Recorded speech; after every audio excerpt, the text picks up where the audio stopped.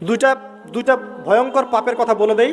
এই দুইটা পাপে যারা আসক্ত হয়ে আছে তারা তওবা করে ফিরে আসলে পরেও সারা জীবন তাদেরকে এটা সাফার করতে হবে। কথা বুঝতে পারছেন না? তওবা করে ফিরে এসেছেন মনে করেন, তারপরেও আপনাকে সারা জীবন এই পাপের ফলটা ভোগ করতে হবে। এক, মাদকদ্রব্য দীর্ঘদিন সেবন করেছেন, তওবা করেছেন, ফিরে এসেছেন, আল্লাহ হয়তো মাফ করে দিয়েছেন, আল্লাহ পাক মাফ করে দিয়েছেন, বাট আপনি আপনার দেহের যে ক্ষতিটা করে ফেলেছেন এটা পোষাতে পারবেন না। এক নাম্বার। দুই, তখন আপনি যদি বিয়ে করেন আপনি স্ত্রীকে সন্তুষ্ট করতে পারবেন না। হ্যাঁ।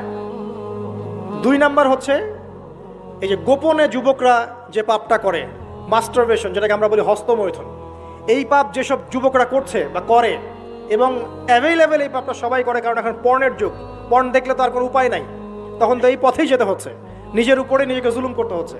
যারা হস্তমৈথুন অভ্যস্ত হয়ে গেছে এরা যদি তওবা করে ফিরেও আসে, শরীরের যে ক্ষতিটা হয়েছে এটা পূরণ হবে না কখনো।